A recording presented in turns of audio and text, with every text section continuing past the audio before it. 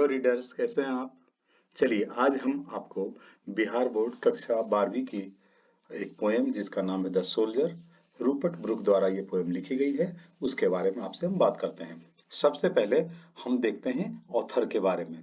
Rupert Brooke, he was born in 1887 in a well-to-do academic family, and his father was a housemaster at Rugby School, where Rupert Brooke was educated before going to King's College, Cambridge. इसका मतलब हुआ कि Rupert Brooke का जन्म हुआ था 1887 ईस्वी में और उनकी मृत्यु हुई है 1915 में। उनका जन्म एक बहुत ही हाईली एजुकेटेड फैमिली में हुआ था। आप इसको देख सकते हैं आसानी से कि his father was a house master at Rugby school, है ना। ये रग्बी स्कूल क्या उस जमाने का बड़ा ही प्रसिद्ध स्कूल हुआ करता था इंग्लैंड के अंदर, जहां पर इनके फादर हाउस मास्टर के रूप में काम करते थे। Rupert Brooke was educated before going to King's College, और बचपन में इन हिज चाइल्डहुड ही used to study here in this school, right. और फिर जब इससे पहले वो किंग्स कॉलेज जाते, इसके पहले की पढ़ाई उन्होंने यहाँ से की थी, यानी कि रग्बी स्कूल से। डब्ल्यू वीट्स, आपको पता है इनका नाम विलियम बटलर वीट्स इनका पूरा नाम है, और वह बहुत ही प्रसिद्ध कवि थे। उन्होंने कहा है इनके बारे में described him as a the handsomest young man in England. इसका मतलब है कि रूपर्ट ब्रूक बहुत ही सुंदर थे। आप कह सकते हो एक पोएट के शब्दों में the handsomest young man in England. He assumed a symbolic role that eventually turned into the myth of a young man and a beautiful fallen warrior. और ऐसा माना जाता है कि वह जो है सिंबॉलिकली सैनिक में भर्ती हो गए थे, है ना। कहते हैं he died of सेप्टिसेमिया के कारण उनकी जो है मौत हो गई थी ऑन अप्रैल 23, 1915।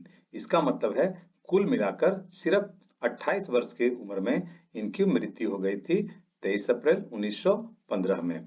अब देखिए इसके साथ ही इन्होंने कहा है एक युद्ध से वो वापस आ रहे थे, तो गोवीपल्ली नाम की एक जगह है, गोवीपल्ली में इनकी मौत हो गई थी।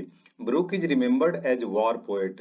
इनको जो है वॉर पोएट के रूप में जाना जाता है। बच्चों ये वाला क्वेश्चन जो है अक्सर ये परीक्षाओं में देखने को मिलता है, तो आप इसके ऊपर जरूर ध्यान रखिएगा। वॉर पोएट कहा जाता है इनको। क्या कहा जाता है? वॉर पोएट, है ना।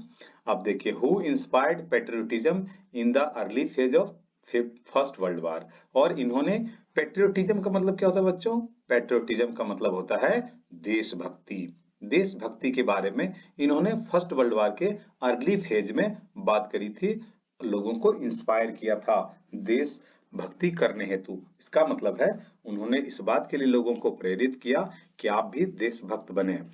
और फर्स्ट वर्ल्ड वॉर आपको पता ही होगा 1914 से 1918 के बीच में हुआ था, और आप देख पा रहे हैं ऊपर कि इनकी मृत्यु 1915 में हो गई थी। का मतलब यह हुआ कि युद्ध स्टार्ट होने के जस्ट 1-1.5 साल के अंदर ही इनकी मृत्यु हो गई थी।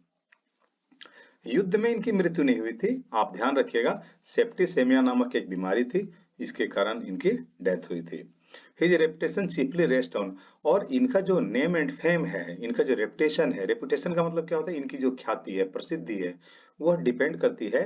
इन्होंने कुल मिलाकर 5 वॉर सोनेट्स लिखे थे। अच्छा, अब सोनेट्स क्या होता है बच्चों?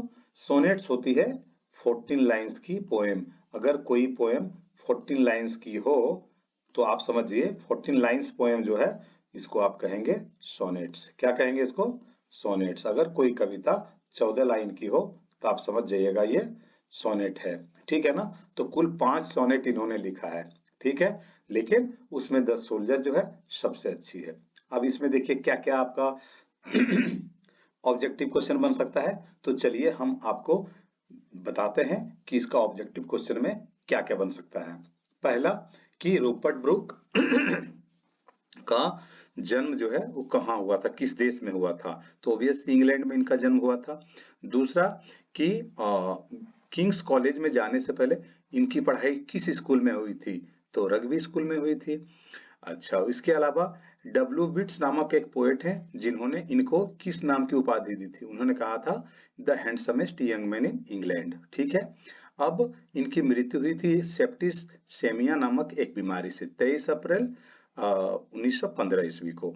बहुत ही कम उम्र में इनकी मृत्यु हो गई थी। आपको पता है इनको वॉर पोएट भी कहा जाता है। ठीक है, अब चलिए हम लोग इसके ऑब्जेक्टिव क्वेश्चंस को कर लेते हैं।